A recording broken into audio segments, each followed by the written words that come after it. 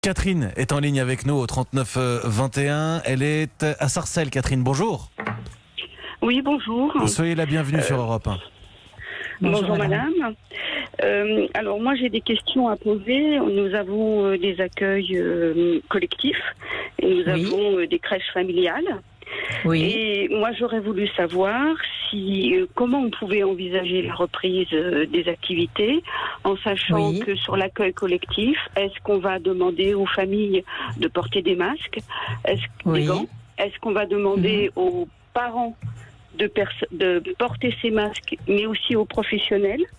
Par contre, dans la journée, il ne me semble pas possible de s'occuper d'enfants avec des masques. Qu'en est-il des enfants, des personnels qui travaillent chez nous, qui sont à l'école? Est-ce qu'ils seront considérés comme personnel prioritaire et leurs enfants seront accueillis, même s'ils ne sont pas dans les sections qui sont normalement accueillies à partir du 12 mai? Idem pour les assistantes maternelles. Et les assistantes maternelles, pareil, à leur domicile, pourront-elles accueillir des enfants avec des masques, avec des gants? Et est-ce que on va se limiter dans un premier temps au personnel prioritaire? Et je crois entendre Elisabeth Laitier prendre des notes en même temps. Si je ne dis pas de bêtises. Allez-y, Elisabeth Laitier. Non, vous ne dites pas du tout de bêtises parce qu'en fait, madame, là, vous avez, je crois, à peu près listé toutes les problématiques auxquelles nous sommes confrontés. Alors, il y a encore deux. Attendez, je vous garde. On coupe pas avec vous, c'est promis, mais je vous garde qu'on puisse déjà répondre aux premières questions. Oui, alors, donc, d'une part, l'accueil collectif et d'autre part, les crèches familiales, si vous le voulez bien. Bon, je vais essayer d'être rapide et concrète. Alors, dans tous les points soulevés par madame. Premièrement, les enfants que nous allons accueillir. Il est évident que pour l'accueil collectif, nous ne pourrons pas avoir un retour massif à la crèche. C'est impossible. Donc nous, alors tout ce que je vais vous dire, bien évidemment, ce sont les préconisations que nous avons portées, en souhaitant qu'elles soient suivies d'effets et précisées dans un cadre national que tous les élus nous auront. Donc, concernant l'accueil des enfants, nous préconisons des petits groupes à l'instar de ce qui se fait aujourd'hui pour l'accueil des enfants prioritaires.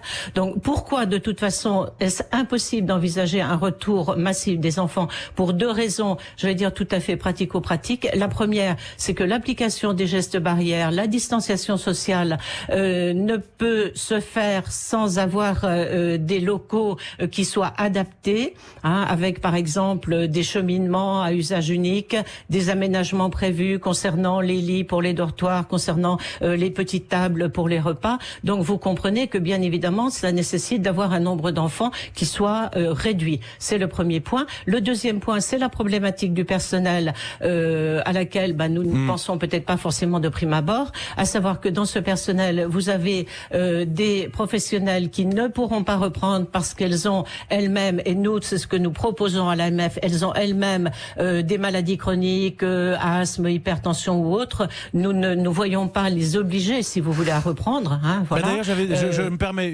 pardonnez-moi, une incise sur le débat. Alors évidemment, on parle surtout des crèches, mais j'ai ce message de Vincent, 40 ans, community manager à Romainville, qui me dit: je suis en garde partagée à domicile. Est-ce que mon employé doit revenir travailler le 11 mai? Voilà, alors écoutez, d'abord j'allais vous dire, je botte en touche, je ne suis pas le gouvernement. On ne sait pas aujourd'hui s'il peut ou non, il y a une notion de contrainte.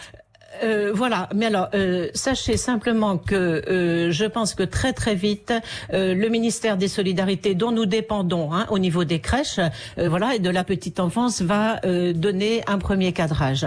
Donc à l'instant, moi je ne peux pas vous donner une réponse qui ne sera peut-être pas exacte. Ne disons pas de bêtises, il n'y a pas de problème. Voilà, tout à fait. Donc petit groupe, et je vous dis également en raison du personnel, nous n'aurons absolument pas le personnel dans son intégralité. Ça, c'est évident. D'autre part, alors quels sont les enfants que nous accueillerons, puisque madame parlait d'enfants prioritaires. Jusqu'à présent, effectivement, nous accueillons les enfants dont les parents étaient soignants ou avaient des professions qui permettaient de continuer la vie de la nation. Nous proposons d'avoir un certain nombre de critères obligatoirement, puisqu'encore une fois, nous ne pourrons pas accueillir tous les enfants, qui seraient, alors ce sont des suggestions encore une fois, les enfants dont les parents ne peuvent pas télétravailler, donc tous les deux, bien évidemment. Les enfants, alors nous gardons bien sûr les enfants dont les parents sont prioritaires, hein, personnel soignant, élargi d'ailleurs à des cercles de professions qui sont dites essentielles. Oui, les pompiers, les forces de l'ordre. Déjà les pompiers, les forces de l'ordre, peut-être les ambulanciers, tout le secteur bien évidemment paramédical. Également les enfants dont les familles pourraient rencontrer des difficultés personnelles. J'entends par exemple un domicile extrêmement exigu, vous voyez, trop étroit, et les professionnels qui travaillent connaissent les familles qu'elles accueillent, et à ce moment-là, il est bon que ces enfants, pour décharger la famille, que ces enfants puissent être accueillis. Donc voilà un petit peu le cadre au niveau des enfants et de l'accueil. Alors, Catherine avait une autre question. Oui. Je crois que Catherine, vous avez une autre question à poser. Alors, il y a aussi le volet des enfants du personnel. Est-ce qu'ils sont toujours considérés dans les écoles comme personnel prioritaire ? Oui, alors à partir du moment, si vous voulez, peut-être plutôt que de parler de catégories socio-professionnelles, encore une fois, peut-être, hein, je suis prudente, les enfants dont les deux parents travaillent, et si donc la maman ou le papa travaille dans une école et que l'autre parent, alors a fortiori si c'est une famille monoparentale, la question ne se pose même pas, bien évidemment, donc ou un autre, et l'autre parent a une profession présentielle, à ce moment-là, oui, bien sûr, nous pourrons continuer à les accueillir. Oui, tout à fait. Alors, vous avez, je voudrais ajouter une question quand même sur cette problématique des crèches, parce que ne l'oublions pas, il y a aussi d'un côté des parents qui n'ont pas forcément envie de déposer leur enfant à la crèche. Oui. Ah oui, alors, mais c'est pourquoi, j'allais dire, enfin, nous ne sommes pas inquiets, et puis nous sommes là pour mettre en œuvre de la meilleure façon possible pour nos concitoyens, mais parce que nous aurons obligatoirement des parents qui vont s'arranger pour continuer à garder leur enfant jusqu'à l'été.